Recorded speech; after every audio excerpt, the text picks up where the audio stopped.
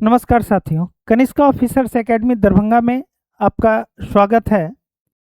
और अभी जो दुनिया में चर्चा का जो विषय है उसमें एक ब्रिक्स विदेश मंत्रियों की जो ब्रिक्स विदेश मंत्री का जो बैठक चल रहा है भारत में वो, और दूसरा ट्रंप की चीन यात्रा। ये दुनिया का सबसे विशेष, महत्वपूर्ण और चर्चा में रहने वाली खबर है।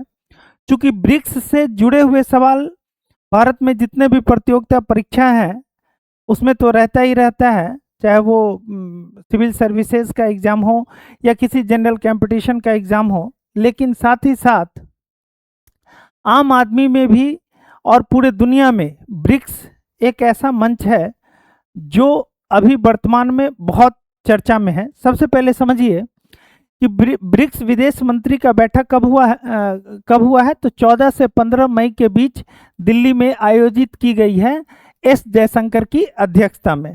ब्रिक्स विदेश मंत्रियों का बैठक है और 18वीं ब्रिक्स शिखर सम्मेलन का आयोजन सितंबर 2026 में भारत में ही होने हैं।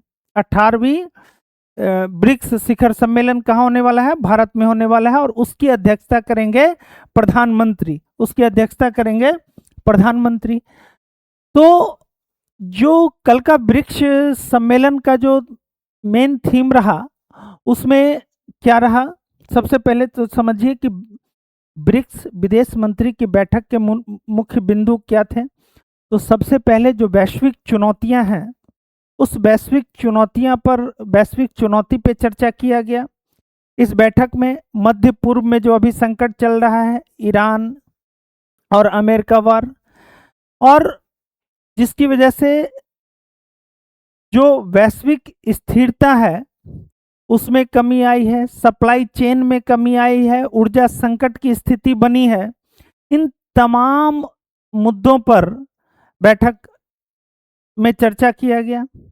साथ ही साथ भारत ने उठाए पश्चिमी एशिया प्रतिबंध और वैश्विक स्थिरता के मुद्दे। देखिए, भारत ने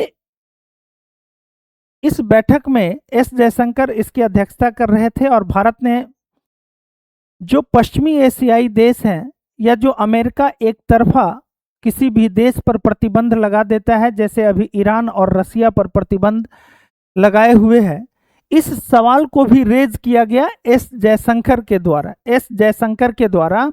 और इससे होने वाली जो परेशानियां हैं, जो कठिनाइयां हैं, मूल रूप से इसका प्रभाव उन देशों पर पड़ता है जो विकासशील देश हैं। सदस्य देशों की चिंताओं को भारत ने एक एक करके दुनिया के सामने रखा। अब ब्रिक्स के कुल 10 सदस्य देश हैं, आगे देखेंगे हम लोग। तीसरा, एक तरफा प्रतिबंधों से प्रभावित होती है विकासशील देशों की प्रगति, और इस पर एस जयशंकर ने चिंता जताई है। सदस्य देशों के विदेश मंत्रियों ने पीएम मोदी से भी मुलाकात की। तो ये ब्रिक्स के विदेश मंत्री की बैठक का ये कुछ मुख्य बिंदु थे। ठीक है, मुख्य बिंदु थे। आगे देखिए, ये जो ब्रिक्स है,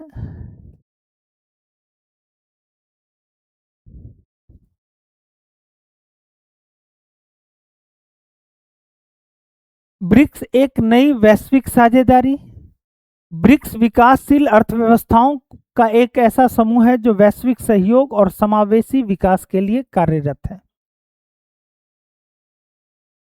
अब दोस्तों, कल के बैठक में जो इस बैठक का मुख्य बिंदु रहा वो तो यही रहा कि अभी वैश्विक चुनौतियां क्या हैं, और वैश्विक चुनौतियों में सबसे अधिक जो चुनौती खड़ा हुआ है वो मध्य पूर्व संकट के कारण, और पूरे इसका प्रभाव पूरे दुनिया पे पड़ा है और पूरे दुनिया में ऊर्जा संकट की स्थिति बन गई है।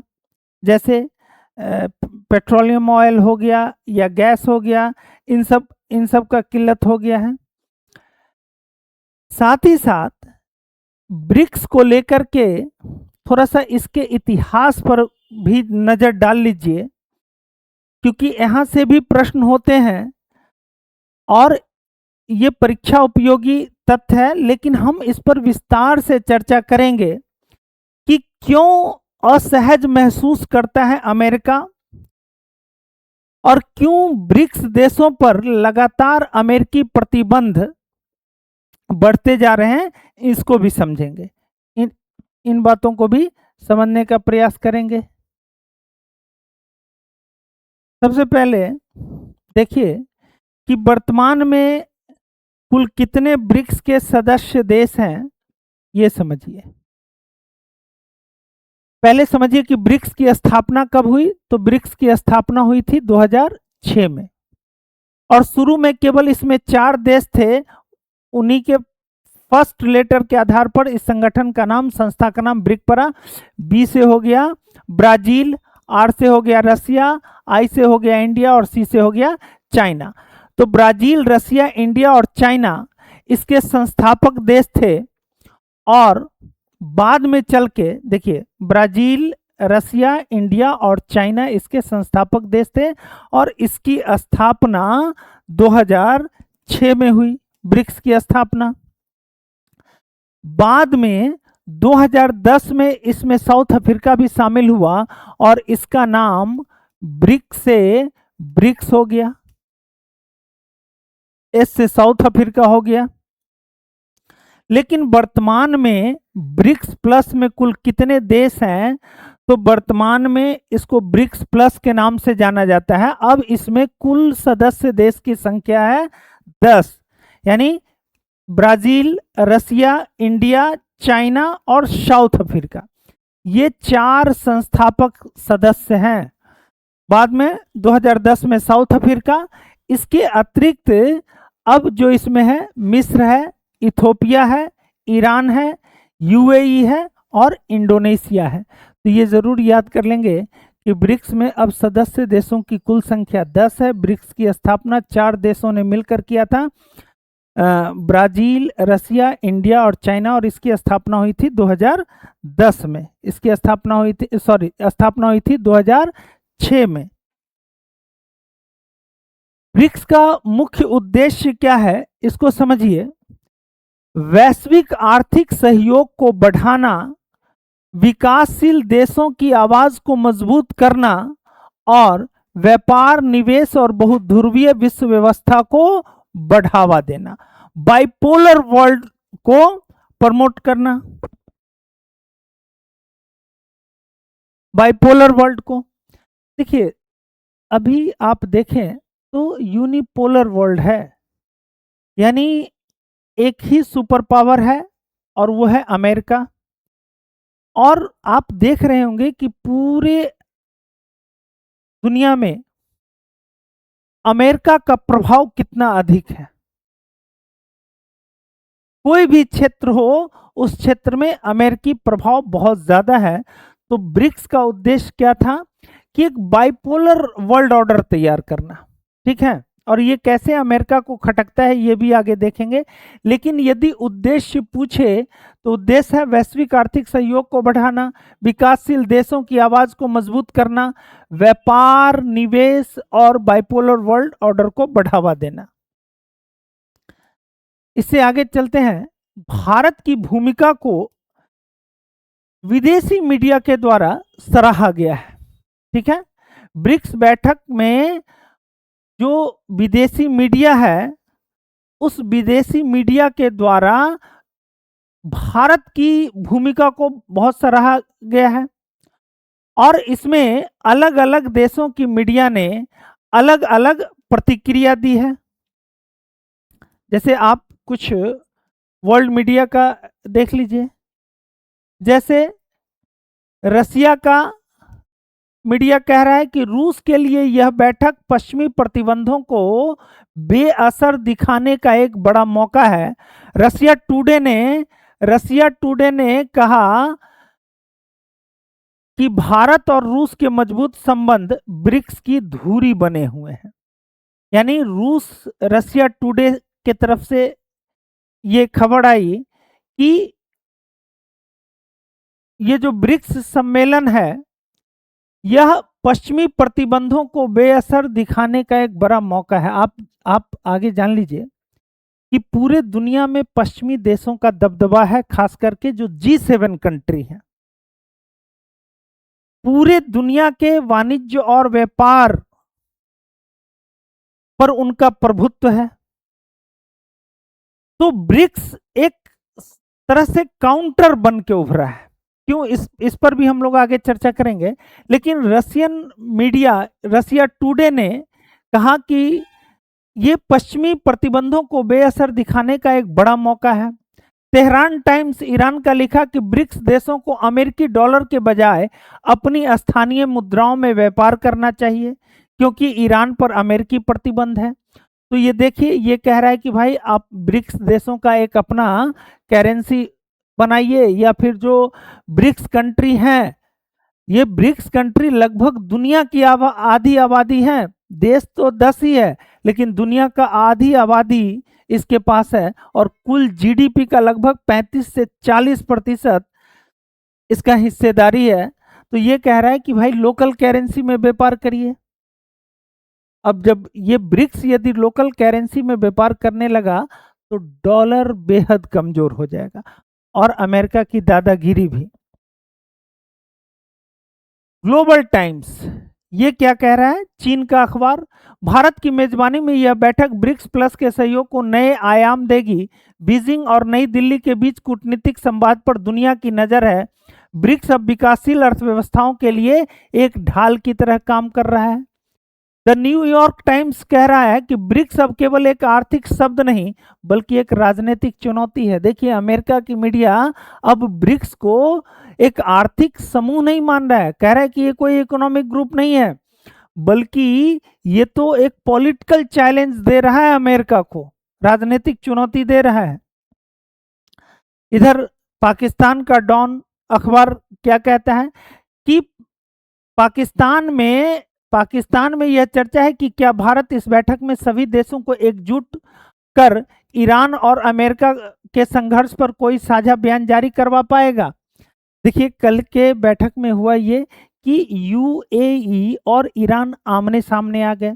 ईरान ने यूएई पर यह आरोप लगाया कि जब अमेरिका ईरान पर हमला कर रहा था तो यूएई उसमें शामिल था, जबकि यूएई का कहना है कि भाई हम इस युद्ध में शामिल नहीं थे, इसमें केवल अमेरिकी बेस जो यूएई में था वही ऑपरेशनल था, न तो हमारा सेना और न ही हमारा संसाधन इसमें लगा हुआ था। लेकिन ईरान इसको मानने से इनकार कर रहा है। तो अब इसमें कोई साझा बयान तो आना मुश्किल है, क्योंकि यूएई और ईरान के कन्फ्लिक्ट को लेकर के एक पूरा का पूरा एक इस तरह का मैसेज देना कि जो ब्रिक्स अमेरिका को चुनौती दे या कोई साझा बयान जारी करे अमेरिका के विरुद्ध, ऐसा होता अभी फिलहाल नहीं दिख रहा।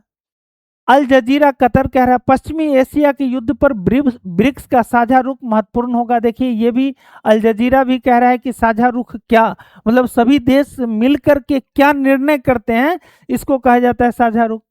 और यह बैठक गाजा और क्षेत्रीय तनाव को कम करने में कोई भूमिका निभा पाएगा या नहीं, तो ये पूरे दुनिया के मीडिया में ब्रिक्स चर्चा में रहा, और सबका नजर इसी पर था कि ब्रिक्स के विदेश मंत्रियों के बैठक के जो एक साझा रुख है ना, वो क्या होने वाला है, यानी सभी लोग क्या मिलकर के एक निर्णय करने वाले हैं। कुल मिलाकर विदेशों की मीडिया मानते ही है कि भारत की मेजबानी में हुई यह ब्रिक्स बैठक न केवल आर्थिक सहयोग को मजबूत करेगा, बल्कि वैश्विक संतुलन और शांति के लिए भी महत्वपूर्ण साबित होगी। तो ये तो देख ही रहे हैं, लेकिन सवाल यहाँ है असली कि ब्रिक्स से अमेरिका इतना क्यों चिढ़ता है, ब्रिक्स से अमेरिका का चिढ़ने का कारण क्या है। तो चलिए, सबसे पहले ब्रिक्स से अमेरिका इतना असहज क्यों है। क्या ब्रिक्स बदल देगा दुनिया की आर्थिक ताकत का संतुलन, ये बहुत महत्वपूर्ण है। क्या ब्रिक्स बदल देगा दुनिया के आर्थिक ताकत का संतुलन, और यही डर अमेरिका को सता रहा है। अमेरिका क्यों चिढ़ रहा है, देखिए, ऐसा है कि ब्रिक्स अमेरिका से कोई सीधा दुश्मनी नहीं रखता है, लेकिन अमेरिका ब्रिक्स को अपनी वैश्विक प्रभाव के लिए एक चुनौती मानता है। ये बहुत इंपॉर्टेंट है। क्यों चुनौती मानता है? तो इसके कई कारण हैं, जिसमें पहला कारण है डॉलर की ताकत को चुनौती। साथियों, अमेरिका आज इसलिए ताकतवर नहीं है कि अमेरिका के पास अत्याधुनिक हथियार है। यदि आप देखें तो दुनिया के बहुत सारे ऐसे देश हैं जिसके पास अत्याधुनिक हथियार है। रसिया है, चीन है, भारत है, इजराइल है, ब्रिटेन है, फ्रांस है, जर्मनी है और कई अन्य देश। तो अमेरिका का ताकत उसका हथियार नहीं है, अमेरिका का ताकत उसका डॉलर है। क्यों? क्योंकि जो अंतरराष्ट्रीय व्यापार होते हैं वो अमेरिकन डॉलर में होते हैं। अंतरराष्ट्रीय व्यापार अमेरिकन डॉलर में होते हैं। तो अमेरिका का जो करेंसी है वो हॉट करेंसी है, क्योंकि पूरे दुनिया को अमेरिकन करेंसी चाहिए। किसी अन्य देश के साथ कोई भी सामान खरीदने के लिए उसको डॉलर की आवश्यकता होती है। और जब अमेरिका से कोई दुश्मनी करता है तो अमेरिका उसके डॉलर के मतलब एक तरह से कहिए कि डॉलर रोक देता है, फ्रीज कर देता है। जो दुनिया भर का पैसा अमेरिका के पास डॉलर के रूप में जमा होता है उसको फ्रीज कर देता है और उस पर प्रतिबंध लगा देता है। और यदि कोई देश उसकी आर्थिक सहायता करना चाहता है तो उस देश का भी डॉलर सप्लाई रोक देता है। तो अमेरिका के दादागिरी का असली वजह ये डॉलर ही है। और अमेरिका को अब ये डर लगने लगा है कि कहीं ऐसा ना हो कि ये ब्रिक्स कंट्री, जो दुनिया की आधी आबादी है, ये जान लीजिए ब्रिक्स देश दुनिया की आधी आबादी वाला देश है।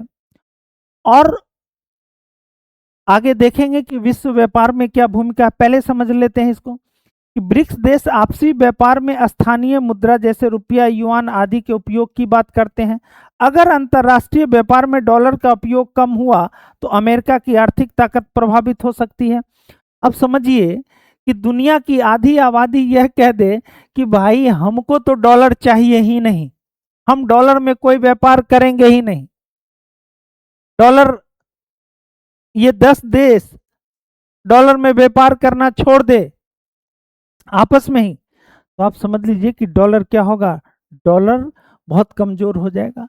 उसके बाद अमेरिका को ये लगता है कि ये जो ब्रिक्स है ये कोई आर्थिक संगठन नहीं बल्कि एक राजनीतिक चुनौती है हमारे लिए। क्यों? क्योंकि यह अमेरिका के एकाधिकार को, प्रभुत्व को कम कर सकता है। और ब्रिक्स बाइपोलर वर्ल्ड ऑर्डर की बात करता है, कहता है यूनिपोलर वर्ल्ड ऑर्डर नहीं होना चाहिए, सब कुछ अमेरिका डिसाइड करे कि दुनिया में क्या होगा नहीं होगा, ऐसा नहीं होगा। तो बहुध्रुवीय विश्व व्यवस्था, तो देखिए अमेरिका लंबे समय से दुनिया का सबसे प्रभावशाली शक्ति रहा है, लेकिन ब्रिक्स कहता है कि भाई एक ऐसा दुनिया हो जहां कई शक्तिशाली देश मिलकर निर्णय ले। कोई एक देश पूरे दुनिया में क्या होगा, कोई एक देश निर्णय नहीं ले बल्कि कई देश मिलकर के निर्णय ले। इसी को मल्टीपोलर वर्ल्ड ऑर्डर कहा जा रहा है। तो अमेरिका को एक तो लग रहा है कि डॉलर को चुनौती देगा ब्रिक्स, दूसरा लग रहा है कि बाइपोलर वर्ल्ड होने से उसके एकाधिकार, उसके प्रभुत्व में कमी आएगी पूरे दुनिया में। अब देखिए विकासशील देशों का बढ़ता प्रभाव, ब्रिक्स में कौन से देश हैं? तो देखिए भारत, चीन, ब्राजील जैसे बड़े विकासशील देश हैं और रसिया। अब भारत, चीन, ब्राजील, रूस जैसे विशाल देश और विकासशील देश भी, अब ये देश आईएमएफ और वर्ल्ड बैंक जैसी संस्थाओं में सुधार और अधिक प्रतिनिधित्व की मांग करते हैं।